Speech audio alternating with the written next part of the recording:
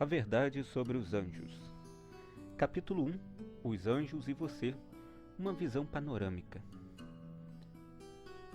A relação do mundo visível com o invisível, o ministério dos anjos de Deus, a operação dos espíritos maus, acham-se claramente revelados nas Escrituras e inseparavelmente entretecidos com a história humana.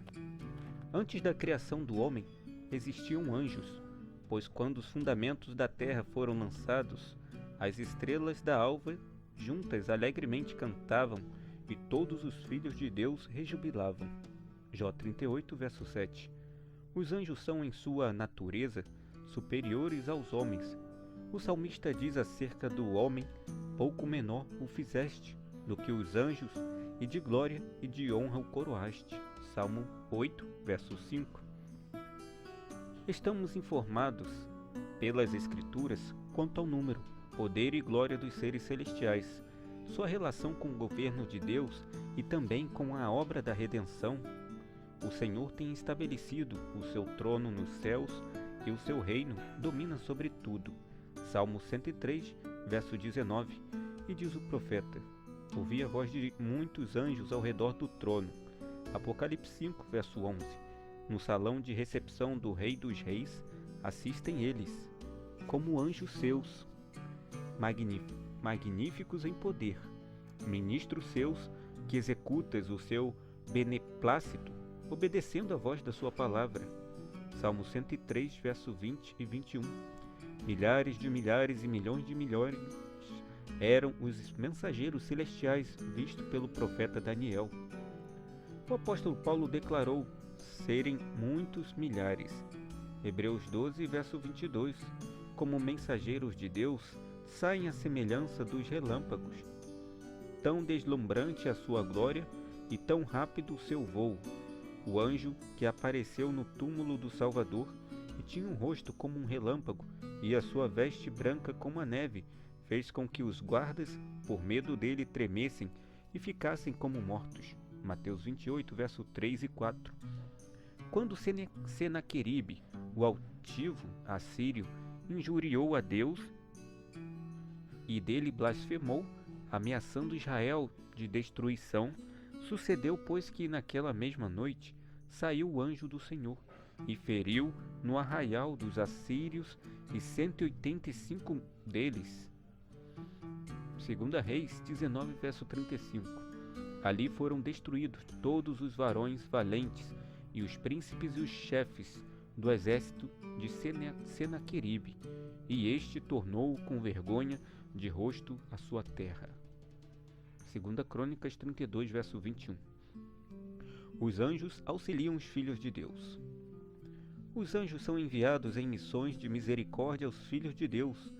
A Abraão, com promessas de bênçãos às portas de Sodoma, para livrar o justo Ló da condenação do fogo. A Elias, quando se achava a ponto de perecer de cansaço e fome no deserto. A Eliseu, com carros e cavalos de fogo, cercando a pequena cidade em que estava encerrado por seus adversários. A Daniel, enquanto buscava sabedoria divina na corte de um rei pagão, o abandonado para tornar-se presa dos leões. A Pedro, condenado à morte no calabouço de Herodes. Aos prisioneiros em Filipos. A Paulo e seus companheiros na noite da tempestade no mar. Ao abrir a mente de Cornélio para receber o Evangelho, ao enviar Pedro com a mensagem da salvação ao desconhecido gentil. Assim, em todos os tempos, têm os santos anjos ministrado ao povo de Deus. Assim, ao povo de Deus, exposto ao poder enganador e vigilante malignidade do príncipe das trevas e em conflito com todas as forças do mal, é assegurada a incessante guarda dos seres celestiais. Tampouco é tal segurança dada sem necessidade. Se Deus concedeu a seus filhos promessas de graça e proteção, é porque há poderosos agentes do mal a serem enfrentados.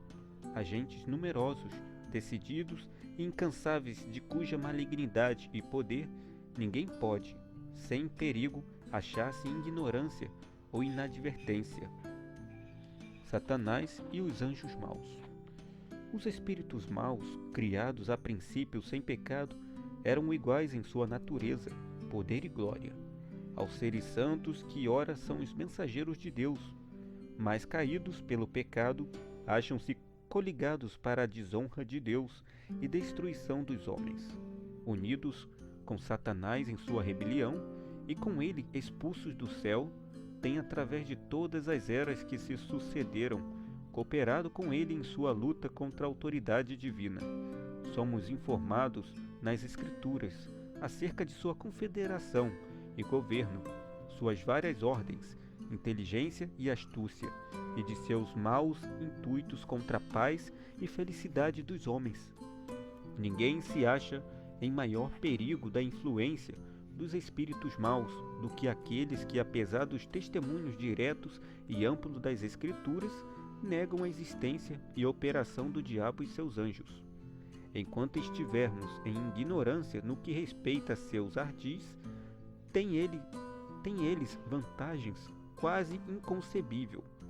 Muitos dão atenção às suas sugestões, supondo, entretanto, estar seguindo os ditames de sua própria sabedoria.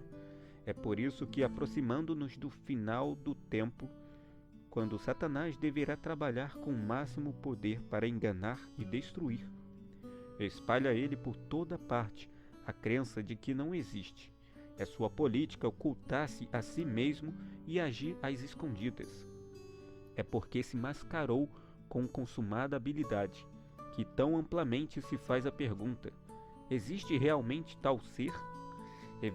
Evidencia-se o seu êxito na geral aceitação que obtém no mundo religioso, teorias que negam os testemunhos mais positivos das Escrituras, e é porque Satanás pode muito facilmente dirigir o espírito dos que se acham inconscientes de sua influência, que a palavra de Deus nos dá tantos exemplos de sua obra maligna, descobrindo aos nossos olhos suas forças secretas e, desta maneira, pondo-nos de sobreaviso contra seus assaltos. Os seguidores de Cristo acham-se seguros. O poder e malignidade de Satanás e seu exército deveriam com razão alarmar-nos, não fosse o caso de podermos encontrar refúgio e livramento no superior poder de nosso Redentor. Pomos cuidadosamente em segurança as nossas casas por meio de ferrolhos e fechaduras, a fim de proteger contra homens maus nossa propriedade e vida. Mas raras vezes pensamos nos anjos maus, que constantemente estão a procurar acesso a nós e contra cujos ataques não temos em nossa própria força método algum de defesa. Se lhes permitirmos, podem transformar-nos o entendimento, perturbar e atormentar-nos o corpo, destruir nossas propriedades e vida. Seu único deleite está na miséria e ruína. Terrível é a condição dos que resistem às reivindicações divinas, cedendo às tentações de Satanás, até que Deus os abandone ao governo dos espíritos maus.